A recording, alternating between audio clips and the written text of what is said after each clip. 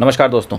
तो जैसा अभी रिसेंटली में अमेरिका के जो सेक्रेटरी ऑफ स्टेट हैं मार्को रूबियो, जैसे इंडिया में विदेश मंत्री होते हैं वैसे ही सेम पोजीशन वो होल्ड करते हैं एज जैसे आप बोल सकते हो कि अमेरिका के जो विदेश मंत्री हैं वो अभी इंडिया में आए हुए हैं और वो इंडिया में तीन दिन के टूर पे आए हैं। आप देखोगे कि इसके बाद जस्ट जैसे ही ट्रंप ने चाइना विजिट किया उसके बाद जस्ट ये मीटिंग शेड्यूल हुई, क्योंकि चाइना में ट्रंप को कुछ भी हाथ नहीं लगा। ट्रंप जो भी प्लान कर रहे थे कि वो एक G2 बनाएंगे, ग्लोबल 2 कंट्री बनाएंगे जिसमें टॉप 2 इकोनॉमीज वर्ल्ड की रहेंगी, वो रहेगा। तो अमेरिका को कुछ भी हाथ नहीं लगा वहाँ पे। इवन चाइना ने वहाँ तक ये बोल दिया कि अमेरिका एक डिक्लाइनिंग पावर है और यूएस ने इसको एक्सेप्ट भी कर लिया। तो वहाँ पे जो भी ट्रंप के प्लान थे कि कुछ बोइंग वो बेच के आएंगे 500-600, वहाँ पे भी उनको बल्क ऑर्डर नहीं मिले। अप्रॉक्स 150-200 के आसपास की बोइंग चाइना ने परचेस किया, जस्ट इन अ वर्ड्स। अभी कोई उसके लिए भी MOU साइन नहीं हुआ है।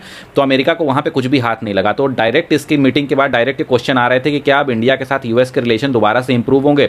बट अब इंडिया के जो पॉलिसी मेकर है यूएस के सारे इंस्टांस को देख के, यूएस चाइना के विजिट को देख के ये अब क्वेश्चन आने लगा है कि क्या हो गया क्वाड का, कि अब कितने बार से क्वाड की मीटिंग पोस्टपोन्ड हो रही है, क्वाड की मीटिंग टाइम पे नहीं हो रही है। ट्रंप की जो रेगुलर शेड्यूल थे आपके इंडिया विजिट के लिए वो टाइम पे नहीं हो रही है। तो अब इंडिया के भी जो पॉलिसी मेकर हैं उनके पास भी ये क्वेश्चन आ रहा है कि क्या ट्रंप के साथ या यूएस के साथ एक लॉन्ग टर्म स्ट्रेटेजिक पार्टनरशिप रखना is a good deal for the India. अब ये क्वेश्चंस भी पॉलिसी मेकर उठाने लगे हैं।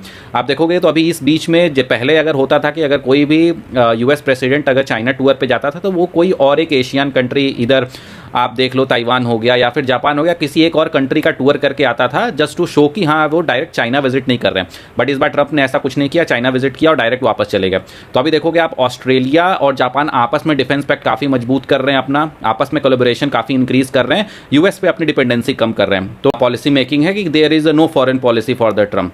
तो आपका क्या व्यू है इसके, इंडिया को यूएस के साथ रिलेशन इंप्रूव करना चाहिए या नहीं करना चाहिए? आप अपना व्यू डेफिनेटली कमेंट में बताइएगा। मैं आपके लिए अपडेटेड वीडियो लाता रहूँगा। Thank you so